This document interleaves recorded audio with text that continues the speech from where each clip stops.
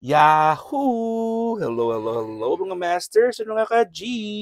Good morning, good morning, good morning, good morning po sa inyong lahat diyan na. At syempre, kung saan ka mang lupalop ng ating mundo, Pilipinas man, or saan mang sulok ng ating mundo, ay hayaan mo akong batiin ko kayo ng good morning, good noon, good afternoon, good evening, at good night na po sa mga matutulog na. At syempre ngayon ay araw ng Lunes. Kakatapos na po natin ng ating Premier Promotion, 162nd Team Coroda Premier Promotion at ako po ang nag-host from 12 to 5 p.m. and 5:30 to 7:30 ang ating Yams OFW Vlogs at ang ating 8 to 10 ang Beshi Merle Stani Vlog. At syempre po ay bigay na naman tayo ng aliw at syempre may mga kasamaan tayo at mga friends na umakyat. Maraming salamat po sa inyong lahat. Hindi ko na po kayo isa-isahin. Siyempre, belated Happy Mother's Day sa mga mothers dyan. Dito po sa amin sa El Paso, Texas, sa Amerika po, ay Mother's Day pa rin kasi kami ay delayed ng 1 day sa inyo dyan. Ito po ang ating G ngayon ay nagpapahinga, gutom na naman at hapon po gabi po sa amin dito. Tama, bakante na naman yung kanyang lalagyanan ng pagkain niya. Ay nako, araw-araw 3 beses na pong kumakain ng G natin. At ayan na pong magpaawat ang G. 3 beses na po siyang kumain sa isang araw. So ayusin muna natin itong lalagyanan ng kanyang pagkain. Kaya tinaas ko ito kasi binaba ko yan kasi may nilagay akong isang bowl na medyo mababa. Nigyan natin ng fruits niya ng isang araw. Kaya adjust ulit natin kasi mababa yung isa, mababa yung kanyang height. Kaya hindi po siya kakasya kung pipilitin natin ay masisira lang po yung lalagyanan ng bowl, ng bowl. So ito po ang ating G ngayon, naghihintay dahil po ay may binili po tayong bagong set ng pagkain niya. At gutom na yan, babantay na yan kung ano yung ibibigay natin sa kanya. Gutom na naman ang G. Kaya po ay ngayon ay bibigyan po siya natin ng pagkain niya. Kasi gabi na ngayon, ika-third meal na po ng G natin ngayon. Ika-3 meal na po. Breakfast, lunch, at dinner time ng G natin ngayon. So, dahil po ay gutom po siya, sinikap nating bumili ng pagkain niya. At sana sabi ko, bukas ko na lang sana bibilhin yun. Kaso ay gabi, nakita ko pong nakatunganga po si G natin. In fact, kumain na po yan ng mga prutas niya kanina. Ito po ang kanyang guaranteed freshness na lalagyanan. Ito natin ilalagayan muna. At nag-testing po ako, bumili po ako sa Walmart. Ito po yung spring mix pero hindi po siya nakalagay sa malaking lalagyanan. Ayun kitang-kita na yung mukha ng G natin, Ayan. Siya po ay nanonood na. So, ito po ay ready to eat na rin po. Hindi na po ito kailangang hugasan. So, baby lettuce blend, baby green blend, and radicchio. And po ay nanonood na po ang G. Sabi niya, Allah, ito na po yung aking pagkain. So, si daddy na po yung bahala dyan. Ayun, gutom na po yan. Ayun, tingnan mo, malayo pa. Ay, takam na po siya. Ay, naku. Talaga ang G natin. Ay, always hungry. So, dalawa yung binili natin yan. So, hindi ko pa muna ilalagay yung isa. Ito yung isang bago-bago pa yan. So, dalawa. Mas mura po siya sa Walmart. Pero mas maliit lang yung lalagyanan niya. Yung G natin, takam na talaga. Ayan, bukas yan. Ayan ang G natin. Kalahating nakalabas na yung baba na yung katawan niya. You have your food there. There.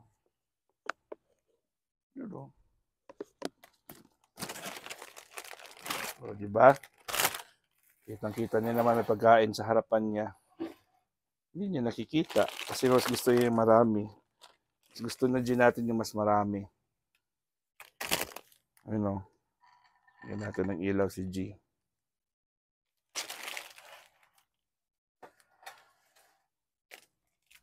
So, hindi niya pa rin nakita na meron na po siyang pagkain sa kanyang bowl. There, you have your food there in your bowl now. You didn't see your food in the bowl. You have your food there in the bowl, baby. You have your food there in the bowl. Hindi niya nakikita. Ayun na, kitang-kita niya na po. Mga masters, mga ka-G. Yun po ay kain na naman ang ating bidang-bidang si G. Kain na ang gawa niya dito. Kasi nagpapa-recover.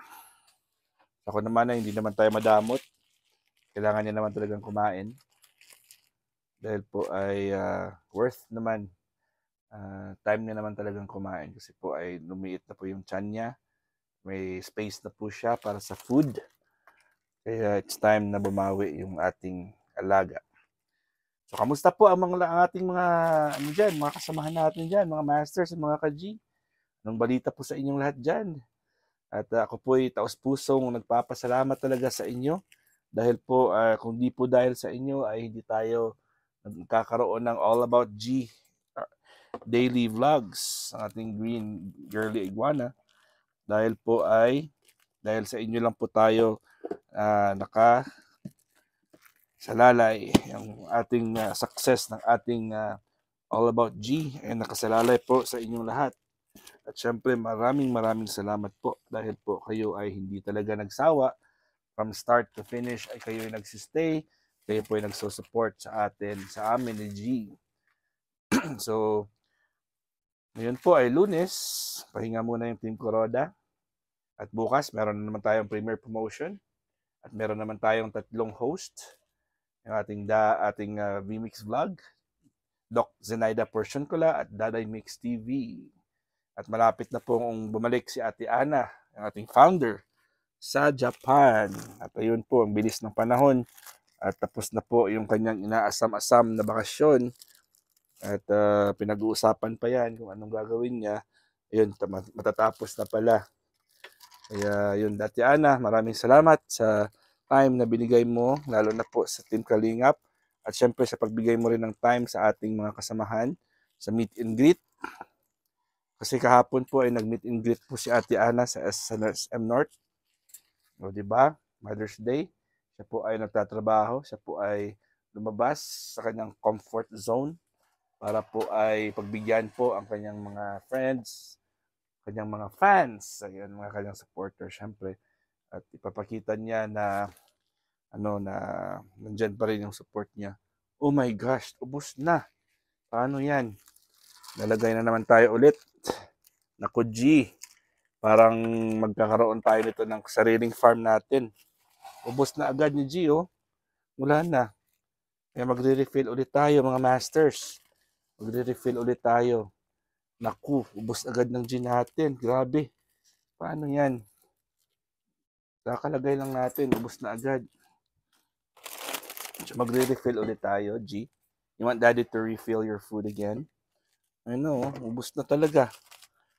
So, kukuha tayo ng hahakop na naman tayo. Ano, kasi ubos na eh. Wala na talaga eh. Paano yan, G? Well, you're done? Are you done with your food?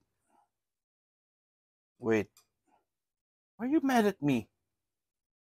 G is mad at Daddy. Look at that. She is trying to threaten Daddy. Are you threatening your daddy? Why? Are you trying to threaten your daddy? Are you threatening your daddy? Wala na pong laman, mga masters, mga ka-G. Ayun.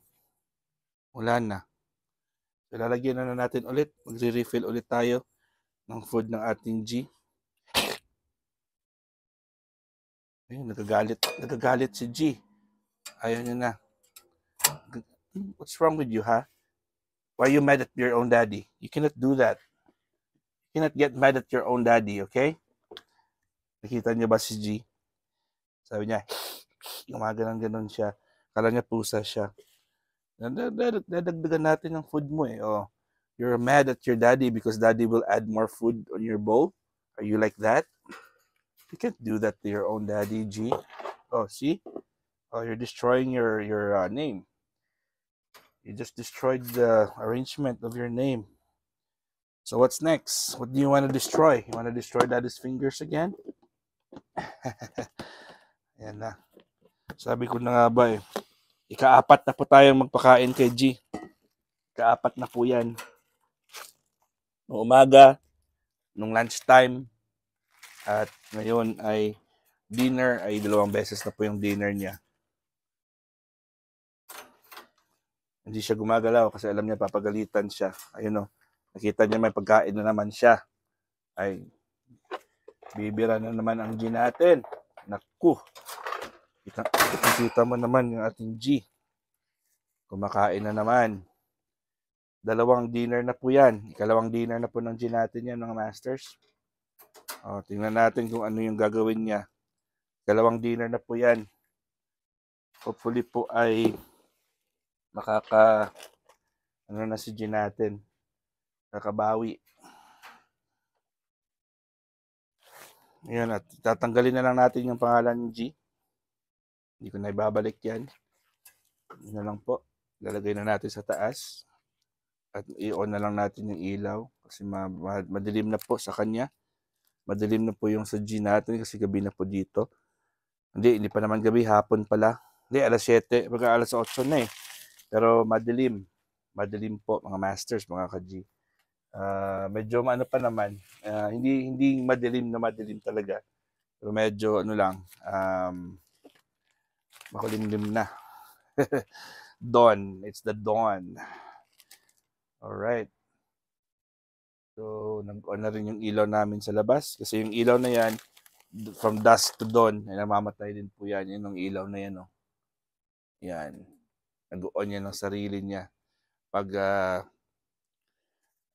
pag time na po, na madilim na po, kusa po siyang nag-on.